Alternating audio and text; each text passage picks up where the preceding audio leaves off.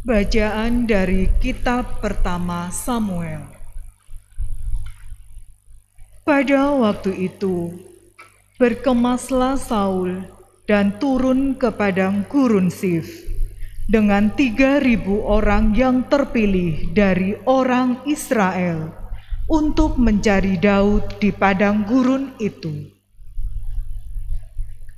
Pada suatu malam, ketika Saul dan para pengiringnya sedang tidur, datanglah Daud dengan Abisai ke tengah mereka. Dan tampaklah di sana Saul berbaring tidur di tengah-tengah perkemahan, dengan tombaknya terpancang di tanah pada sebelah kepalanya, sedang Abner dan rakyat berbaring sekelilingnya.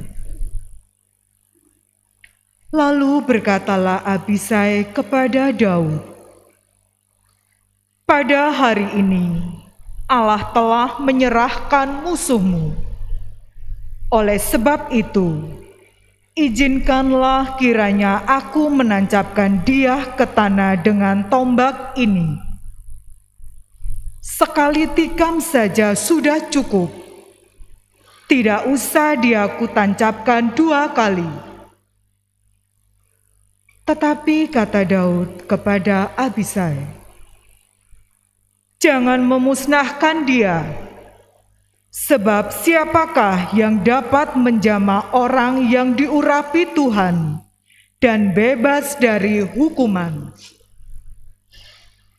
Kemudian Daud mengambil tombak dan kendi raja dari sebelah kepala Saul. Lalu mereka pergi. Tidak ada yang melihatnya, tidak ada yang mengetahuinya, tidak ada yang terbangun, sebab sekaliannya tidur. Tuhan telah membuat mereka tidur lelap. Setelah Daud sampai ke seberang, berdirilah ia jauh-jauh di puncak gunung, sehingga ada jarak yang besar antara dia dan mereka. Lalu Daud berseru kepada Raja Saul, "Inilah tombak tuanku raja. Baiklah salah seorang dari para pengiring tuanku menyeberang untuk mengambilnya. Tuhan akan membalas kebenaran dan kesetiaan setiap orang. Sebab pada hari ini Tuhan menyerahkan tuanku ke dalam tanganku. Tetapi aku tidak mau menjamah orang yang diurapi Tuhan." Demikianlah sabda Tuhan. Syukur pada Allah.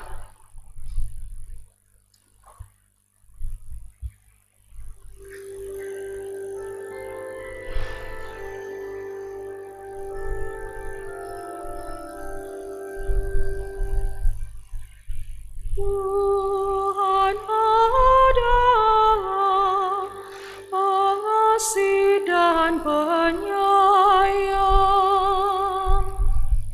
Tuhan adalah pengasih dan penyayang. Pujilah Tuhan, hai jiwaku. Pujilah namanya yang kudus, hai segenap batinku. Pujilah Tuhan, hai jiwaku. Janganlah lupakan segala kebaikannya. Tuhan adalah pengasih dan penyayang. Dialah yang mengampuni segala kesalahanmu dan menyembuhkan segala penyakitmu. Dialah yang menebus hidupmu dari liang kubur dan memahkotai engkau dengan kasih setia dan rahmat. Tuhan adalah pengasih dan penyayang.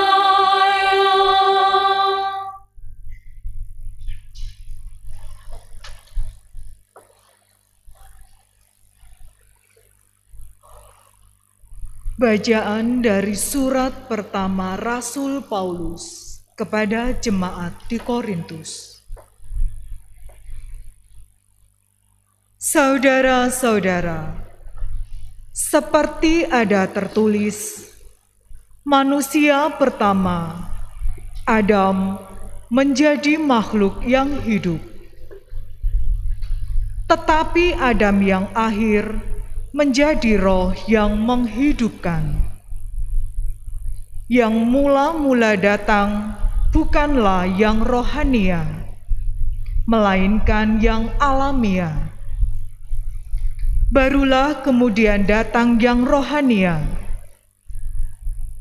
Manusia pertama berasal dari debu tanah dan bersifat jasmani. Manusia kedua berasal dari surga. Makhluk-makhluk alamiah sama dengan yang berasal dari debu tanah, dan makhluk-makhluk surgawi sama dengan Dia yang berasal dari surga. Jadi seperti ini, kini kita mengenakan rupa dari manusia yang alamiah. Demikian pula kita akan mengenakan rupa dari yang surgawi. Demikianlah sabda Tuhan. Syukur kepada Allah.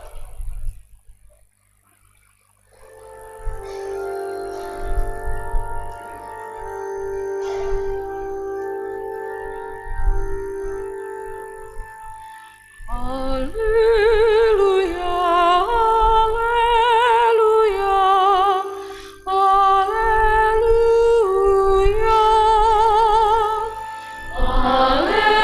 Haleluya,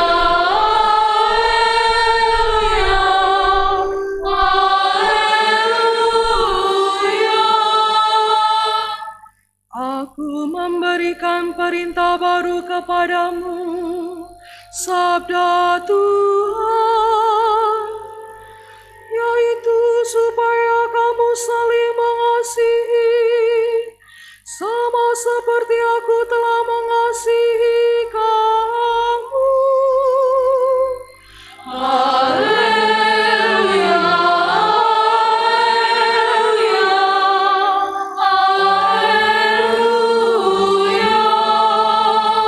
haleluya, haleluya.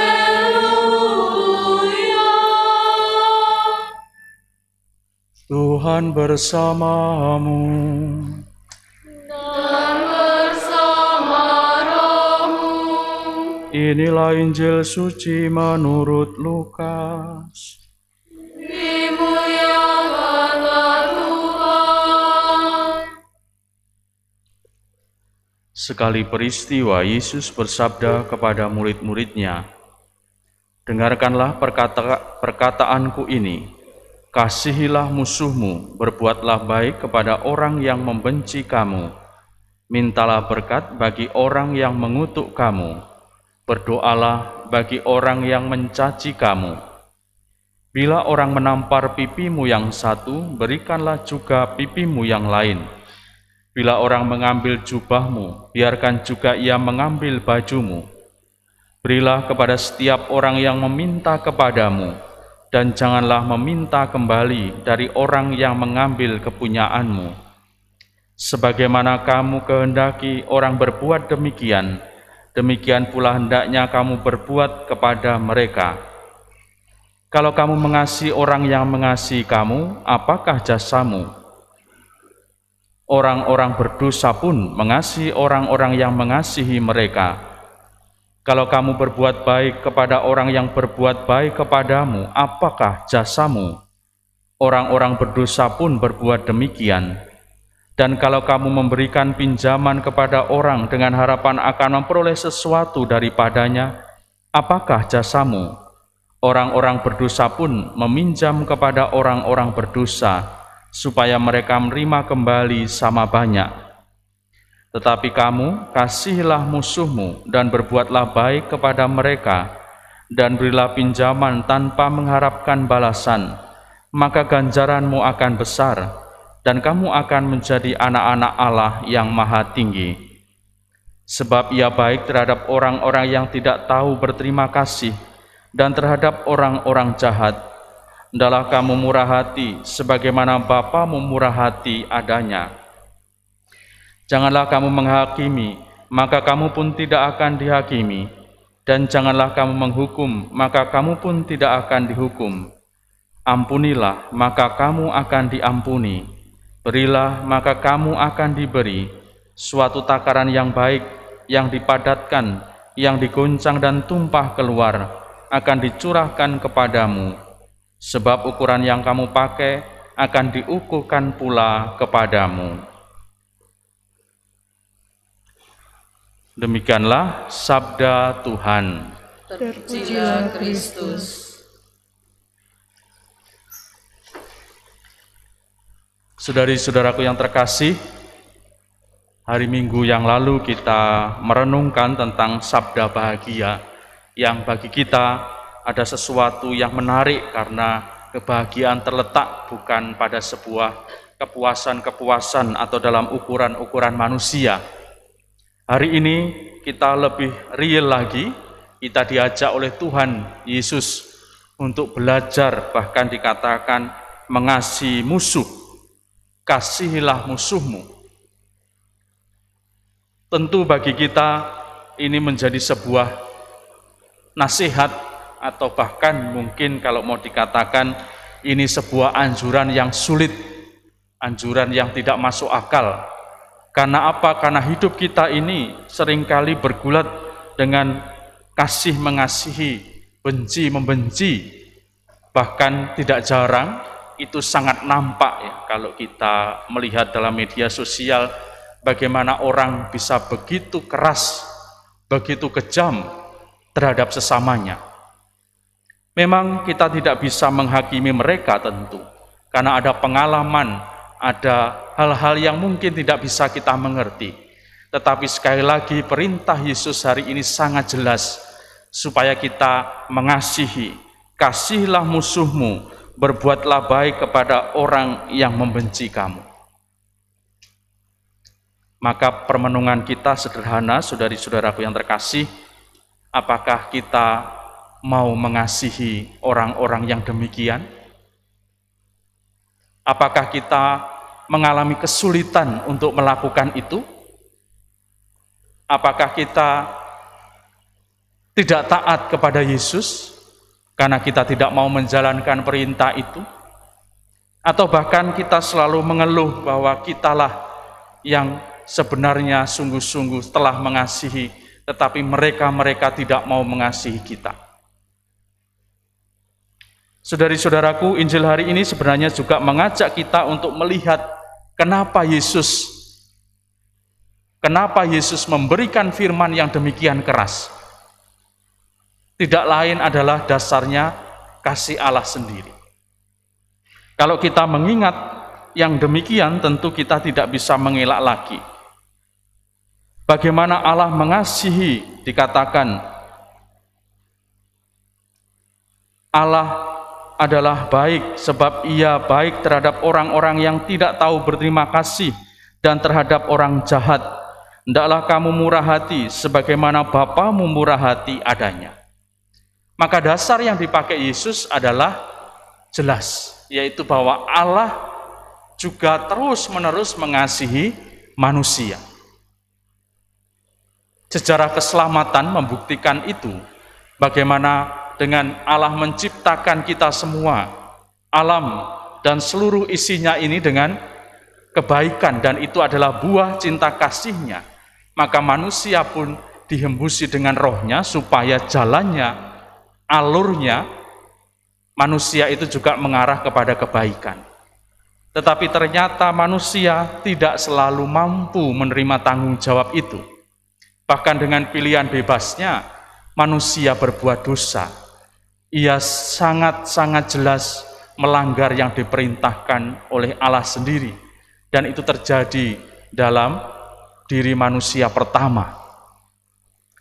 Lalu sejarah terus berjalan, bagaimana Allah terus membimbing bangsa yang dikasihinya, Israel. Terus-menerus bangsa Israel tidak setia, tetapi Allah tidak berhenti mengirimkan nabi-nabinya, utusan-utusannya untuk terus mengingatkan supaya Israel, bangsa Israel ini terus pada jalan yang ditentukan. Namun ini pun juga tidak berhasil. Akhirnya Allah mengutus putranya sendiri, karena beranggapan bahwa dengan putraku ini pasti mereka mau. Tetapi kita tahu jalan keselamatan yang dipilih ternyata bukan jalan nasihat-nasihat belaka. Yesus sendiri akhirnya wafat di salib untuk menyelamatkan kita semua. Cinta kasih yang luar biasa inilah, saudari-saudaraku yang terkasih, mungkin menurut saya bisa menjadi dasar kita untuk terus berusaha melakukan kebaikan-kebaikan kita setiap hari.